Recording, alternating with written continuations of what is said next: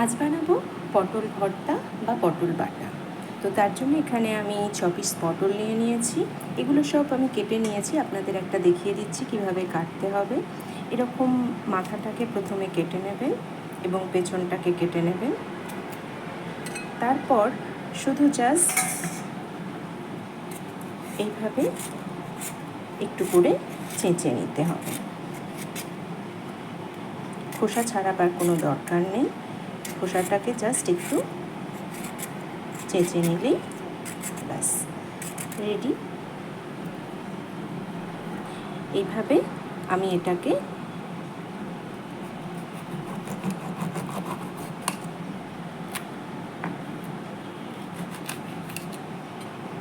চারটে করে পিস করে নেব। কড়া বসিয়ে দিয়েছি, পটলগুলোকে এইভাবে কেটে ভালো করে ধুয়ে নিয়েছি। এবার আমি এগুলো কড়ার মধ্যে দিয়ে দেব।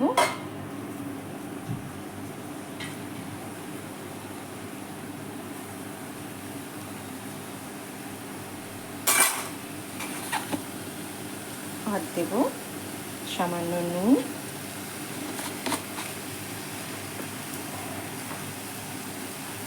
আর দেব অল্প একটু জল, বেশি জল দেওয়ার দরকার নেই। দিয়ে এটাকে সিদ্ধ করে নেব। বেশিক্ষণ না, মিনিট 5-6 সিদ্ধ করে নিলেই হবে। এই যে পটল আমার ভাপানো হয়ে গেছে, ঠিক এইরকম ভাপালেই হয়ে যাবে, খুব বেশি ভাপানোর প্রয়োজন নেই, শুধু জাস্ট একটু কাঁচা গন্ধটা দূর করে নেওয়া। এবার এইটাকে আমি 2 কাঁচা লঙ্কা দিয়ে মিক্সিতে পেস্ট করে নেব। কড়াই গরম করতে বসিয়ে দিয়েছি, এবার দিয়ে দেব 2 চামচ মতো সর্ষের তেল।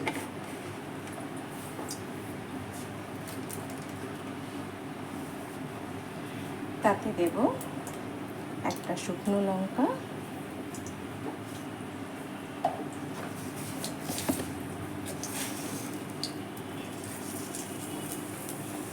আর দেবো একটু কালো জিরে।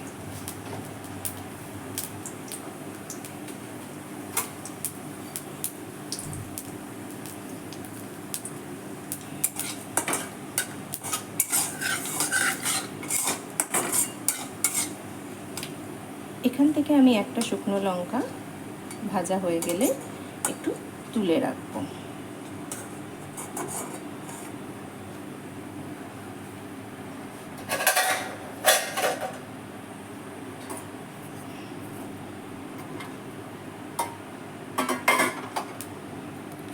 এর মধ্যেই দিয়ে দেব সামান্য একটু হলুদ, আর দেব এখানে 4-5 কোয়া রসুনকে ছোট ছোট করে কুচি করে নিয়েছি, আর একটা গোটা পেঁয়াজকে ছোট ছোট করে কুচি করে নিয়েছি, সেটা দিয়ে দেব।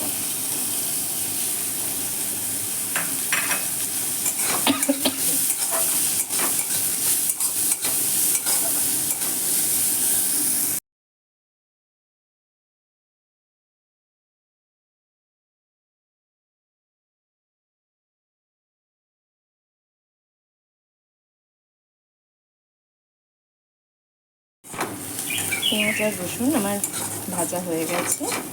এবার আমি এর মধ্যে অ্যাড করে দেব কাঁচা লঙ্কা আর সেদ্ধ করে নেওয়া পটল বাটাটা।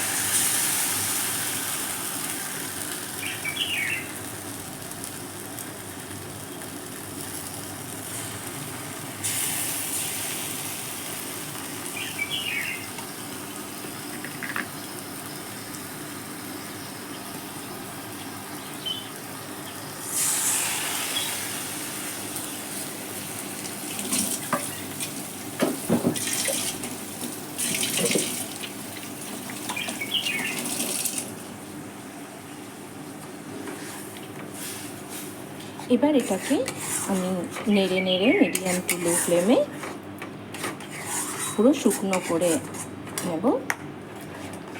যেহেতু সিদ্ধ করার সময় একটু নুন দিয়েছিলাম, তাই জন্য স্বাদ অনুযায়ী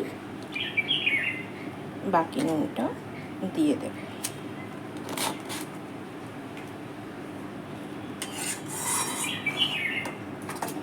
এবার এটাকে পুরো শুকনো করে নেব। এই যে পটল আমার প্রায় শুকিয়েই এসেছে। আপনারা এর মধ্যে চাইলে একটু লঙ্কা গুঁড়ো অ্যাড করতে পারেন, তবে আমি লঙ্কা গুঁড়ো অ্যাড করছি না, কারণ ঝালের জন্য কাঁচা লঙ্কা দিয়েছি এবং একটা শুকনো লঙ্কা আমি ফোড়নে দিয়েছিলাম, এবং যে শুকনো লঙ্কাটা আমি তুলে রেখেছিলাম সেইটাকে আমি এইভাবে গুঁড়ো করে ওপর থেকে ছড়িয়ে দেব। চাইলে আপনারা বাড়িতে চিলি ফ্লেক্স থাকলে চিলি ফ্লেক্সও দিতে পারেন। আমার পটল ভর্তা প্রায় রেডি। এটাকে আরও একটু শুকিয়ে নেব।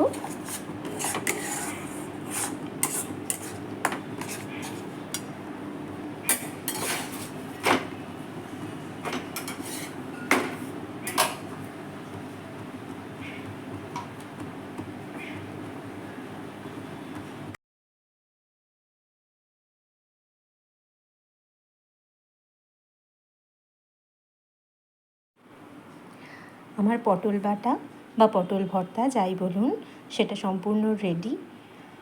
আজকের এই ছোট্ট প্রচেষ্টা যদি আপনাদের ভালো লাগে অবশ্যই লাইক করবেন, কমেন্ট করবেন এবং আপনাদের বন্ধুদের মধ্যে শেয়ার করে দেবেন। আর আমার এই চ্যানেলটি যদি ভালো লাগে তাহলে অবশ্যই সাবস্ক্রাইব করবেন। নমস্কার।